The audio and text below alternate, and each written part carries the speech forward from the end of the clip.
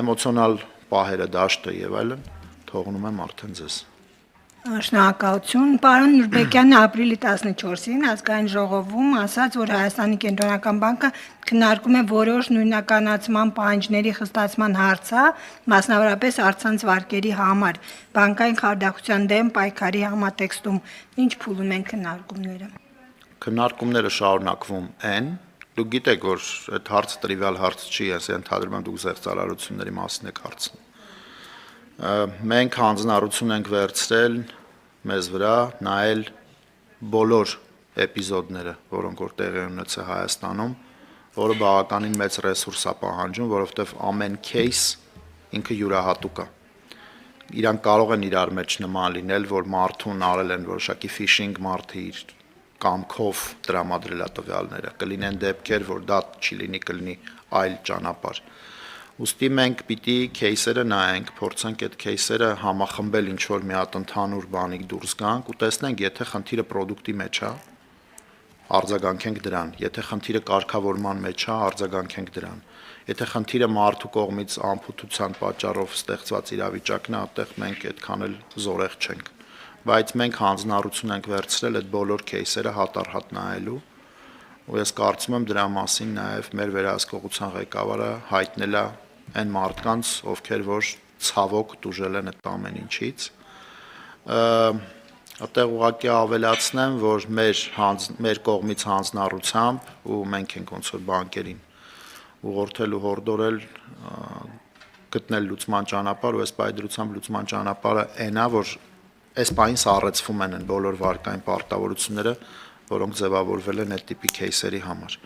Այդտեղ շատ կարևոր է հասկանալ, որ նորարարությունը ու պրոբլեմատիկան, որը առաջանում է նորարարության հետ, պետք է ճիշտ ուղղորդել ու կարգավորել։ Եթե մենք գնանք ծայրահեղացման,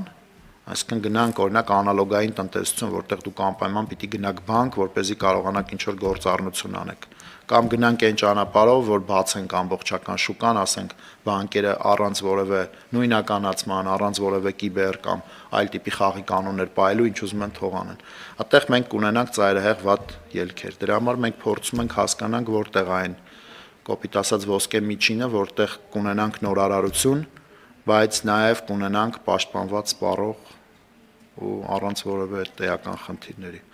Թիվը ես գիտեմ, որ նաև ժուրնալիստների կողմից հարցում էր ուղարկվել կենտրոնական բանկ հայցելով մեր կողմից որոշակի գնահատական տալ, թե ինչքան է այդ ծավալը, գումարային եւ հաճախորդների թվով 0.1%-ն է մեր գնահատականի համաձայն կազմում ընդհանուր վարկային պորտֆելի տուժածների ոնց որ կուտակած պարտավորությունների չափը։ Հավանաբար ֆիզիկական անձինք։ Ֆիզիկական անձինք։ Հետքը Ձեր հարցերը վերջացան։ Այո։ Սեդա Հերգենյան, հետքեմ, իրականում իմ հարցն էր վերաբերում բանկային զեղծարարություններին, մի մասին արդեն պատասխանեցիք, բայց տեսեք, այս իրավիճակը արդեն 5 տարի է շարունակվում է եւ դուք դեռ ասում եք, եթե ինչ-որ սցենարներ եք, չէ, քննարկում։ Ի վերջո կենտրոնական բանկը երբ ավելի հստակ գնահատականներ կտա, երբ ավելի հստակ քայլեր կարվեն եւ դուք ունեք մոնիտորինգ ուսումնասիրություն, թե կոնկրետ քանի բանկի շուրջ է այս ամեն ինչը եւ ինչպես է ստացվել, որ մի քանի բանկի շուրջ միշտ նույն պատմությունները 5 տարի շրջանառվում են, այն մյուս բանկերի հետ այդ խնդիրը չկա։ Կխնդրեմ մի քիչ ավելի մանրամասն այս թեմային անդրադառնաք։ Խնդրում եմ պատասխանեք, երկրորդ հարցը հետո։ Շատ լավ, շնորհակալություն։ Եթե կարելի է շարունակեմ գործընկերոջս հարցը, դատախազը ազգային ժողովում հայտարարեց, որ կան բանկեր, որոնց մոտ անվտանգության մակարդակը չափազանց թույլ է եւ ինքը այդ մասին տեղեկացրել է կենտրոնական բանկին։ Կարող էին ձեր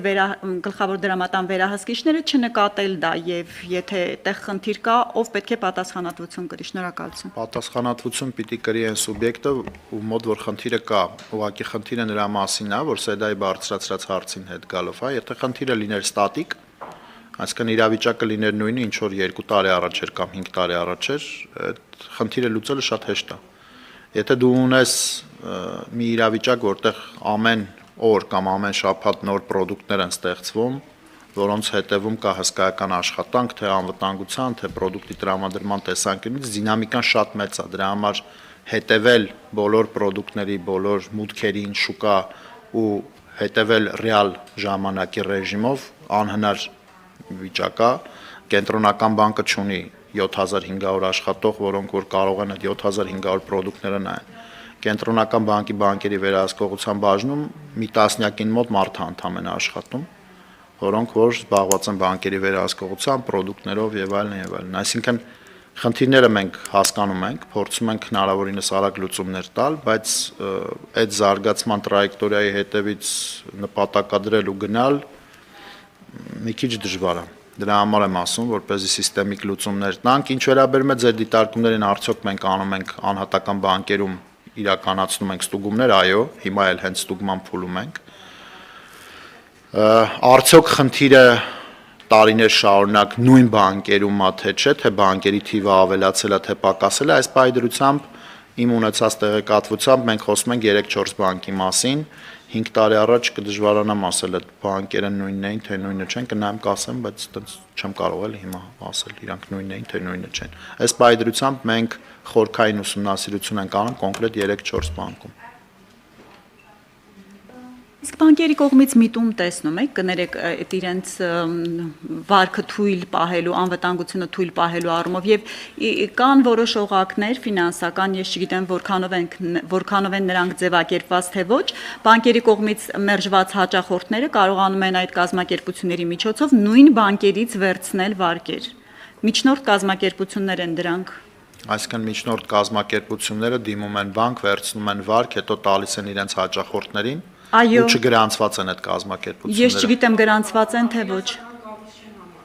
Հա, եթե իրանք մեզ մոտ գրանցված չեն ու իրանք զբաղվում են ֆինանսական գործունեությամբ առանց կենտրոնական բանկի կողմից լիցենզիա ստանալու, հասկանալի է, որ օրենքից դուրս են գործում, բայց ի վերջո քայքայում են համակարգը, չէ՞, ինչ որ մեկը պետք է զբաղվի։ Քրեորեն պատժելի արարք է ու դրա հետևից պիտի մեր իրավապահները գնան ու հետազոտեն ու հասկանանք որտեղ են կարողանում լուծումներ տալ։ Մեր լուծումների շրջանակը սահմանափակվում է լեգալ բիզնեսով, որը որ մենք ունենք, որտեղ միգուցե կան խնդիրներ ու մենք այդ անապրանք ապառիկների մոդել է գործում, այդպիսի համակարգեր կան։ Շնորհակալ։